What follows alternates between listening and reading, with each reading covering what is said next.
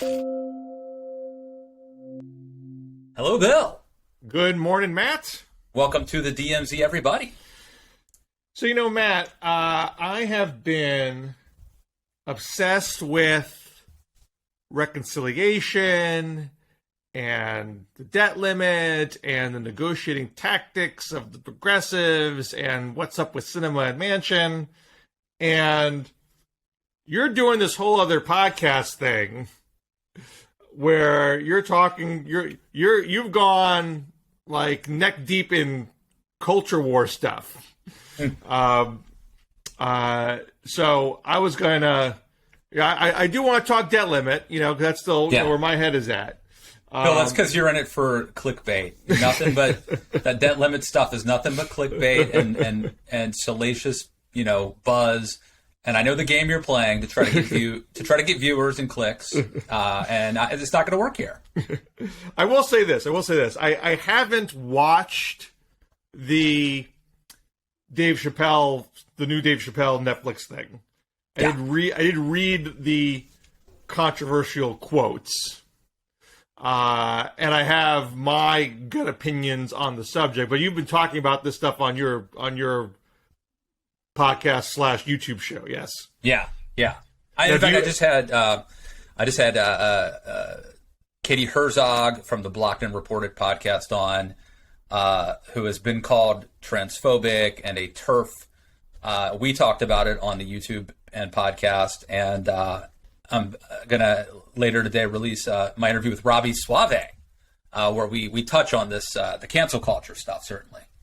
So I know, Matt, you have been, you were in general opposed to cancel culture. Yeah. In your mind, is there anything about, so is this Chappelle situation in your mind just another example of cancel culture, or is there something different about this? Well, I just think that, comedy is one area where we should really be open to people saying outrageous things for comedic purposes and challenging us and look, I mean, Chappelle says lots of things that I don't agree with or don't necessarily like, and a lot of comedians do, but you laugh at them. Some of them are meant to poke fun at you, the viewer, and not necessarily other people even. But I think that we have lost our tolerance for this, for joking about things. And I think there needs to be an outlet, like a purge, like an outlet we live in now such a most puritanical society in some ways in terms of like the political correct rules. The rules are very different, right? When we were kids, there were certain ridiculous rules like, I Love Lucy, a show which literally had Desi Arnaz, the husband, spank the wife when she was naughty. And yet they had two different beds. It was ridiculous. Desi and Lucy had to have two separate beds that they slept in. Like, those were silly rules that, like, somebody said that those were the rules. Now we have other rules that are like, arbitrary and ridiculous. But if you break those rules, you will get canceled. And I think Chappelle is the only person maybe left in America who has, like, I'm being a little bit, whatever. But Chappelle is one of the few people who has, like, the cachet and the money and the ability and even the fact that he's an African American, I think, gives him a little more leverage and a little more space to take on some of the taboos and some of the sacred cows of our 21st century political correct culture. So I found it to be kind of refreshing to watch this comedy special. You watched it? I've probably watched it 3 times now. So let me ask you this. When he's talking about transgender people, and he's saying gender is a fact, which is basically saying that people who are transgender are not really the gender that they say they are, they're only the gender which they are born as. Mm-hmm. I don't even know that he says that, to be honest. The quote is gender is a fact, right? I think I don't want to I don't remember him saying that. He might have. I know that there is a dispute as to like are sex and gender different? Like, is sex a fact and gender is how you feel? But I don't know that. I know that he does say. I'm looking at my notes here because I actually took pretty extensive notes on this. He's defending at one point J.K. Rowling, and who said something to that effect and got in trouble for it. And he says they started calling J.K. Rowling a TERF. I didn't even know what that was, but I know that trans people make up words to win arguments. That, I thought, was an interesting point. Like, it was funny. His delivery's funny. I'm not going to try to impersonate him. That wouldn't work. But he sort of is right that they do make up words to win arguments, right? And probably everyone does. Well, one, I mean, here's my point, Matt. These aren't jokes. He's making a political argument. Okay, but George Carlin, was George Carlin a comedian? Was Lenny Bruce a comedian? I mean, I will concede that in many ways this is a political argument with jokes throughout. But I think that actually makes it better, not worse. It's not an indictment on it. Look, I mean, people can enjoy whatever content they want to enjoy, but saying you're a comedian, that you're making jokes is not a shield to protect you from saying whatever awful thing you want to say. I mean, what do you want? Do you want him to get up there and do like knock jokes or like, Look, come on, let's be plain here. People who are transgender are at risk of suicide because they are treated like they are somehow monstrous. And if you are putting forth the idea on a very public platform, you're our most prominent cultural figures in America, saying, that you're masquerading as something that you are not. You're pretending you are a gender that you are really not, and you should only be whatever genitalia you are born with, and that should determine what your gender and what you say is wrong. Like that has real consequence. I mean, I'm not saying you should be thrown in jail. I'm not saying the First Amendment doesn't apply here, but you are subject to critique for your words. And if your words are harmful, I don't think the retort is, well, I'm just a comedian. You're not being a comedian there. Right, but I don't think Chappelle really spent much time on that. I mean, it's much more nuanced than what you're describing. Now, he does have a line where he says something to the effect of, I'm paraphrasing here, like every one of us pass through the legs of a woman, and that like that's a thing. Women are, and I will say like the idea that like men can have babies, like at some point it becomes a semantic argument. Do you mean the gender you were assigned at birth, or yada yada yada? But Bill, I think that you're really unfairly simplifying. I mean, Chappelle. This is like an hour. I'm sorry, Matt. Dave Chappelle. Okay, so here, Dave Chappelle is trying to put himself up as I'm the arbiter of truth and honesty. I'm going after sacred cows and telling you the real story. These transgender people make up words to win arguments. But when I say everybody who's born past the legs of a woman, I'm just telling the truth. Well, I mean, Bill, wait. There's just one point. These people assert things. Yeah. Say they're truth. Say they're incontrovertible fact. Do you believe that men can have babies? Look, there are people who are born with uteruses and vaginas who don't feel... we call them women. Well, some people we've done don't. Throughout my whole life. Well, some people don't. Some people feel at a very, very young age that they're not women. Now, can't comedy? We're having this discussion. This is not comedy. There is nothing funny about these observations. Bill, they are political points, and they are subject to critique. And for Dave Chappelle to say, What you do in your argumentation is sophistry. And what I say is incontrovertible fact. That's sophistry in and of itself. And because you say it's a joke doesn't negate that fact. Okay, but we have to be able to, in a society, joke about things, talk about things, and argue about things. And I think that's healthy. And I think that Chappelle is involved in this, I think, thing that we do in America, which is challenge things, laugh about things, wrestle with ideas, talk about things. And other people are free to get up and do a political speech or a stand-up routine that differs with him. He's allowed to do it, but if his arguments are bad, and if he's trying to say, I'm the only person with the good arguments, and everybody else has the bad arguments, and if you criticize me, well, you're just making up words, he is subject to critique for those words. He doesn't get a pass because he's a comedian. Sure, but so J.K. Rowling, who's this obviously very wildly successful author of the Harry Potter books, said something to the effect of, sex is real. Like, men are men, women are something to that effect. I don't want to misquote her, but it was something like that.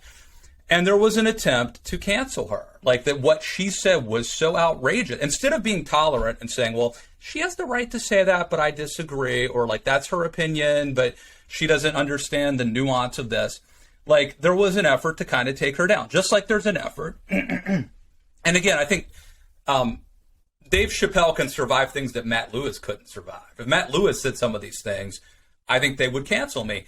Chappelle can survive it for a variety of reasons. And so, but what happened is when she said this, when J.K. Rowling said this, they basically called her a TERF, which most people have no idea what it even means. Trans exclusionary. Radical feminist. There you go. Thank you, Bill. And so now they've labeled it. Now it's like homophobic comedian Dave Chappelle, right? I mean, like that becomes part of you, and it's an effort to shame you and to label you as someone who is an enemy of the people, so to speak. Well, these people are being enemies of transgender people and saying that who they feel they are inside is false. No, and there are children that are harmed by that. So but there are also children who are. I have a friend who I'm not going to mention any names, but I was talking to a friend of mine who's a little kid that goes to like elementary school somewhere, and not allowed to talk about his parents because they're not parents; they're your adults, or I forget what the term is, but you can't call them your parents or your dad. You can't call it your dad. And every once in a while, the kid is told, and this is like, I'll be the first to admit, like, this is anecdotal, but it's true. Someone that I know just told me this, and this is not a radical, crazy right-wing person. His kid is told, like, go to, how do you feel today? Today, do you feel like a boy today or a girl today? If you feel like a girl today, go to this. This is like a 4-year-old kid, Bill. Well, Matt. So who's control? Who is playing offense here and who is playing defense, right? And the thing is, here. Let me just. I know I'm filibustering here. I'll say one more thing, and then I promise I'll shut up for 5 minutes. All right. I don't care if you feel like a man or a woman or whatever, but it's when like if I don't use your preferred pronoun, then I'm the one who's in trouble. And Chappelle talks about you should be the one in trouble in that. If I tell you who I am, have the decency to respect that. Whatever your personal feeling is, this is who I am. And there is scientific research. I mean, so let's start with actual facts here. There is scientific research that gender identity manifests as young as age 3. And I can say anecdotally, I know kids like that. I know kids in my own community who clearly were expressing gender identity different than their born genitalia. And I happen to live in a community that's very respectful of that. And I see kids being able to live their lives, transgender kids being able to live their lives very happily because of it. And to throw out I'm sure there are certain examples that can be thrown out where someone wasn't allowed to say this word or that word, and someone wasn't comfortable, whatever. But it is just a plain fact that transgender kids are at high risk of suicide because there are people putting out messages in the culture that what they feel they are is wrong. Yeah. And to not treat this issue with that level of sensitivity, I find very offensive. Yeah. I mean, if you have a different view on the subject, you want to talk about it. And I mean, I agree with you, Matt. People should be allowed to talk and have opinions and wrestle with things. That's all fine. But if you're going to be Dave Chappelle and take, I mean, this is not having a civil conversation. This is like taking a howitzer. He is on a Netflix platform, a guy who gets one of the most traffic of anybody in the country, to give a one-side argument that is not based in fact. And then say, well, I'm just a comedian, so if you criticize me, you're trying to cancel me, when of course he's uncancelable at this point. I mean, that's not having a civil conversation.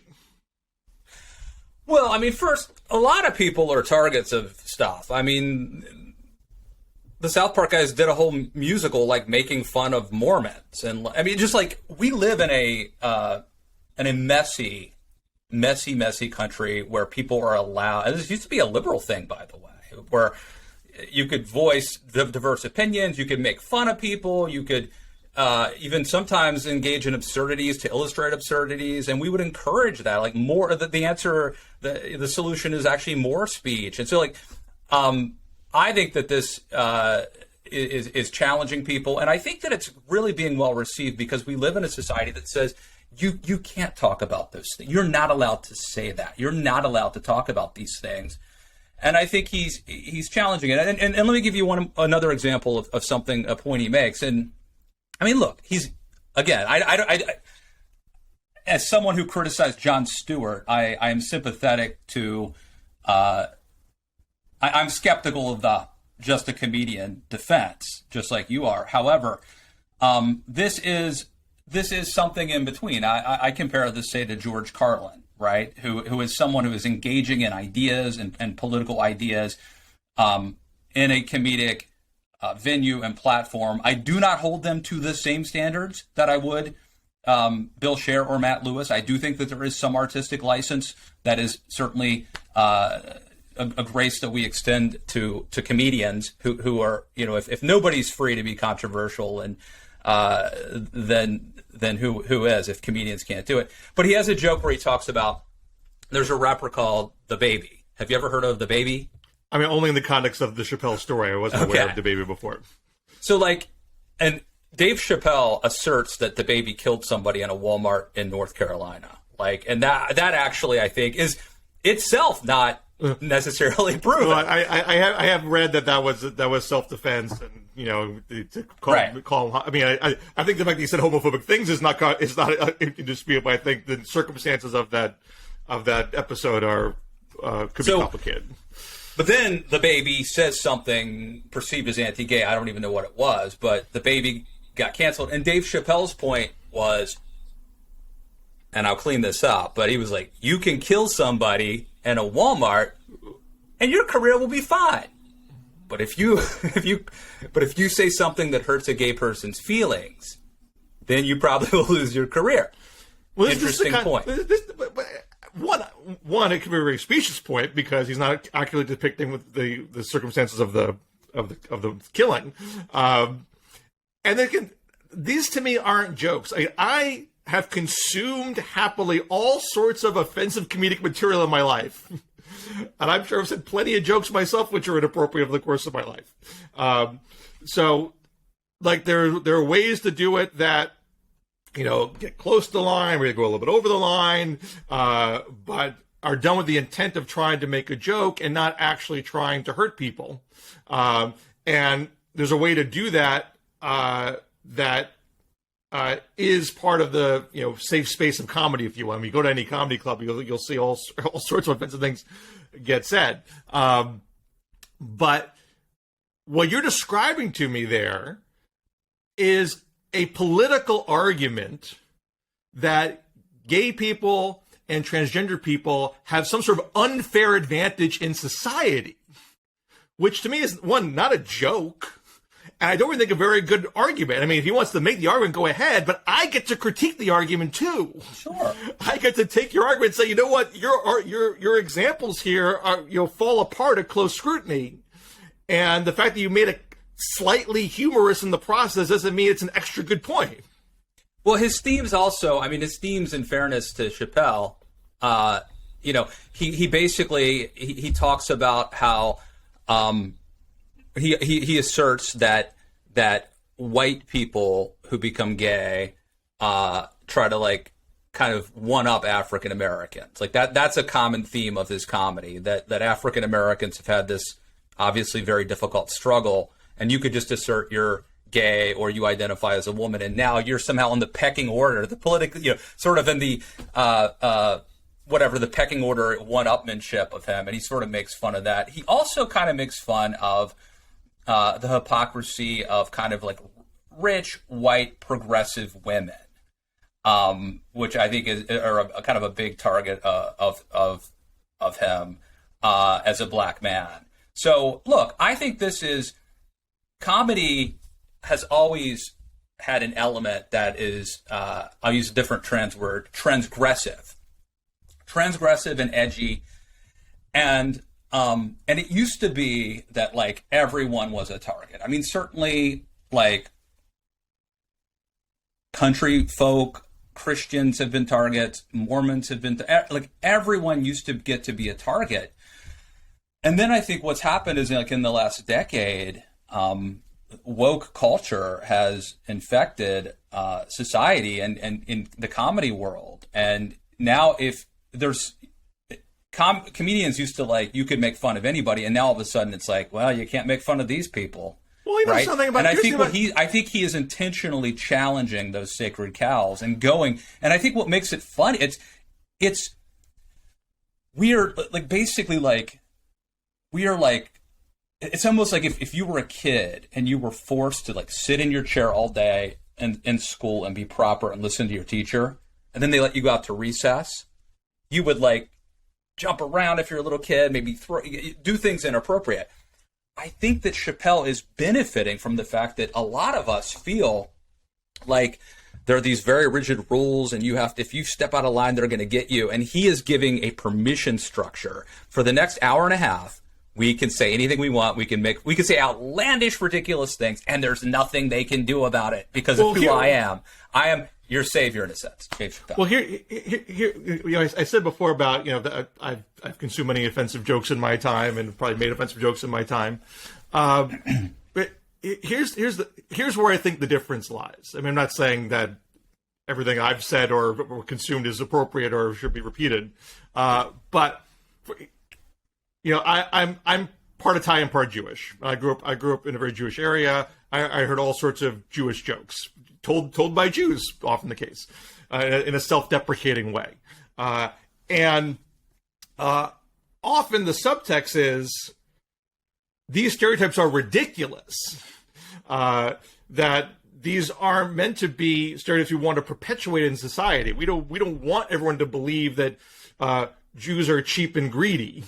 But you say the joke as a way to kind of diffuse it and render the stereotype ineffectual. And I think a lot of offensive material in the comedic world, falls along those lines. So for Chappelle's not trying to say a bunch of offensive things about all different groups, so we all kind of feel like we're in this together. We all can laugh at ourselves and move forward together as society. He is literally creating, as you described it, there's a phrase, it's oppression Olympics. Just because people who are gay or transgender have issues of discrimination that they have to deal with, means that some of them are trying to be higher in a pecking order than some other group that deals with oppression. I mean, the goal should be to not have an oppression Olympics, to not put people ahead of each other, and to recognize that there's all sorts of forms of discrimination that we want to try to stamp out. He's not telling jokes designed to make people feel like we're all in this together. He is playing groups against other groups. And that, South Park, I think South Park is a great example because they make fun of all sorts of things. I mean, they're playing Mormons that like the Book of Mormon. because even though there are jokes in it about Mormons, it's not designed to say Mormons are bad people. I think this is more about Mormons, though. Like, Mormons are like, bring it on, make fun of us, we can take it. And I don't think progressives specifically have that attitude. They don't. You know, and here's the thing: you could never make the Book of Mormon about Islam, could you? You wouldn't do that, would you? Wouldn't want to go there because you know why? They can't take a joke. I won't use that F word on this show. They will. Let's just say the response from their community may not be the same as the response from the LDS community. It depends on the joke. You know, to your point about how woke culture has gotten so out of hand that we can't tell jokes anymore. Well, you know, a joke is only funny if the audience laughs, and if the audience doesn't think you're mean. I'm not sure you're right. I'm not sure you're right about that, but I'll permit. I mean, I'm not aware of a comedian that can go into a comedy club and get no laughs and be considered a good comedian. I venture to say that there were people, not my cup of tea, but I've heard tell of like Sam Kinison going into Mitzi Shore's place and doing exactly that. And but not my cup of tea, but somebody somewhere along the lines laughed at Sam Kinison. Some people did, and I went to see Sam Kinison, so I know Sam Kinison. Did Sam Kinison do offensive, obnoxious things? But when I was a teenager and I went to see Sam Kinison live, somebody thought he was funny, and that's why he was a successful comedian. He didn't get no jokes from nobody in his entire career, was able to be a comedian. You have to know the sensibilities of your audience. And it may be that as we learn and grow and become more empathetic and sympathetic to people who are different than us, that certain jokes just no longer are funny anymore. And that's the burden's on the comedian to think about what is funny in society today. You are able to be funny in today's culture. There are plenty of things in this world that are genuinely funny. There are things that have progressive sentiments that are genuinely funny. Progressives make fun of themselves all the time. It's not that this is a humorless side of the culture, but just because you have to go through an extra level of thought to think, hey, how can I be funny without getting people angry at me because I'm saying something that is not funny and just mean. Not that I'm saying things that's going after a sacred I think cow. I think a lot of that stuff was funny though. And I think a lot of Americans think a lot of the jokes that Chappelle told were funny. And I would also challenge the fact, so right now I would concede the last two Netflix specials have had a theme. And the theme has certainly been, again, I think it's sort of his identity as an African-American man confronting what he calls new gays and the trans community. But I think that it's nuanced. I think, in fact, he tells a pretty heartwarming story about a trans woman friend that he had who he had open up for him. This is a guy, Dave Chappelle's a guy who walked away from tens of millions of dollars from Comedy Central, who did something I think pretty gutsy in the sake of artistic freedom. And so I give him some props for doing that, some respect I think he has earned. And look, this is a guy, he does make fun of everybody. And these two specials have been different, but this is it for that, at least for a while. But, he had didn't he have like a crack, like a character that back in the day that was like a black crackhead? I think that was Chappelle, right? I mean, so I'm not familiar enough with the Chappelle canon. He's run the gamut, I think, of making fun of all sorts of people, certainly white people. There's no doubt about white men who've been, and women too. So I don't think that he's on I'll use the term jihad just after a certain group. I think he has been an equal opportunity offender. Well, do you want to talk debt limit at all before we close out? Let's do why don't you just give us a quick update on where we are in the clickbait, Bill Scher clickbait world of debt limits and different reconciliation bills. Well, it just strikes me that we're now in a period where we got a short-term debt limit increase with McConnell's help, and now McConnell said, I'm not going to help you a second time. And Democrats are still saying, well, we're not going to use budget reconciliation to do this. So we seem to be stuck where we were, a month ago. And at the same time, Democrats are trying to use reconciliation to pass a multi-trillion-dollar spending bill, and they're stuck on that front too. And the two avenues aren't in sync in my mind. I don't understand why Democrats are saying reconciliation makes sense to pass trillions of dollars in social spending, but it's not good to raise the debt limit. I mean, obviously, if it is a legitimate procedural vehicle, then just use it. Use it when you can use it. And why? I mean, I've been hearing all year bipartisanship is a waste of time and it's terrible, but it's okay for the debt limit. Like, that's the one thing where bipartisanship is sacrosanct. And I get the argument, well, Republicans ran up this debt, they should have to own it. You know, sure they should. I agree that they should do nice things, but we all know Republicans don't always do nice things.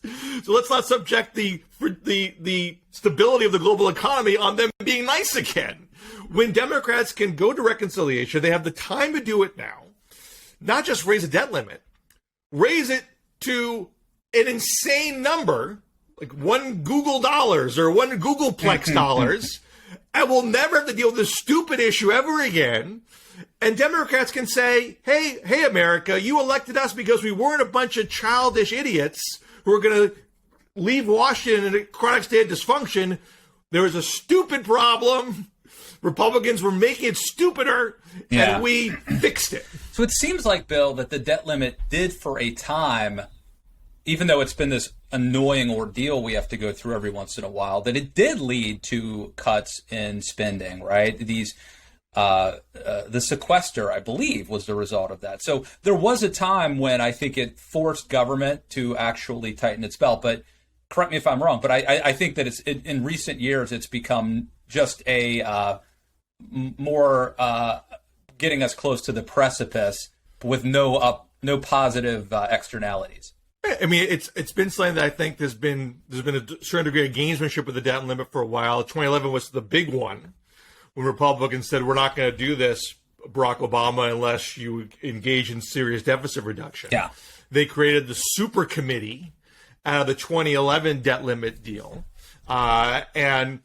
which was supposed to find a negotiated agreement on deficit reduction, and if that was not available, you would do the more ham-fisted sequester, which is what we ended up with. Yeah, which they thought nobody would ever opt for that, right? But it actually worked. It actually worked. Yes and no. On one hand, the deficit did go down, and in fact, Obama took credit for the deficit going down. I mean, the deficit as a percentage of GDP was in a pretty good spot by the time he left office in 2016. But the Democrats also took away from 2011.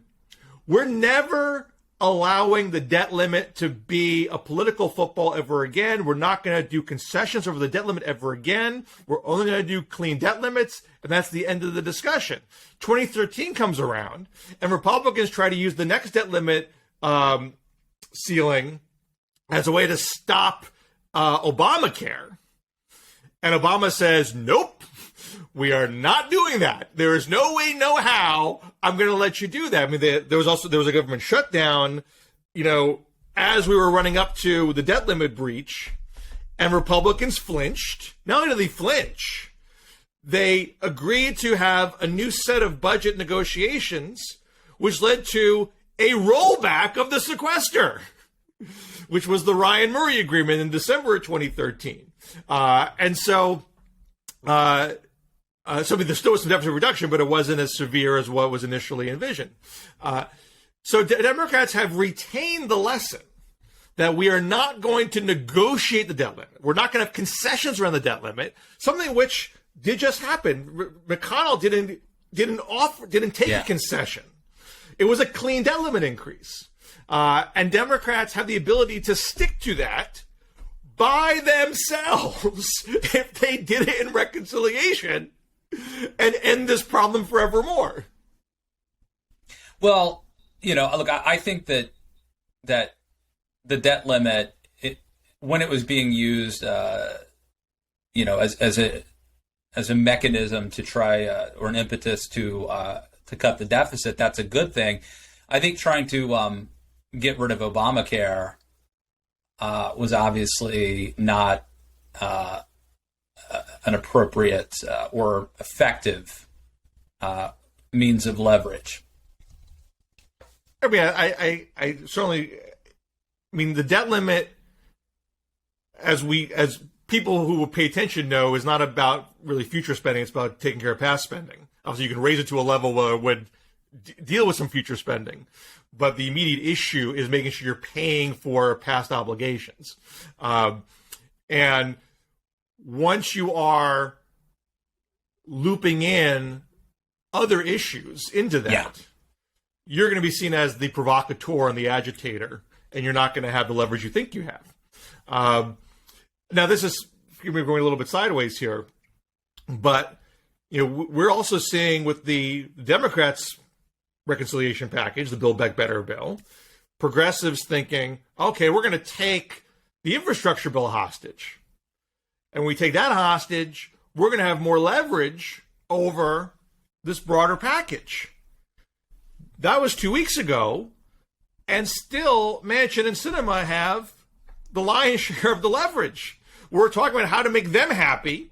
How low is this number going to be to make them happy? How are we going to structure drug prices and climate and child tax credit to make them happy? And when I talk about this on social media, the response I get from progressives is, well, they would have killed it altogether if we didn't do this. Which, if you want to tell yourself that, go ahead. There's no stated position of any moderate, except for the exception of Kurt Schrader in the House. Kurt Schrader is the only guy I've seen say, all right, I don't want reconciliation at all. But he's one guy in the House, not enough to actually kill the bill. Manchin's never said that. Sinema's never said that. Josh Gottheimer's never said that. And I'm used to progressives complaining that Democrats get hosed in negotiations. You started here and you ended up here. Clearly you played a bad hand.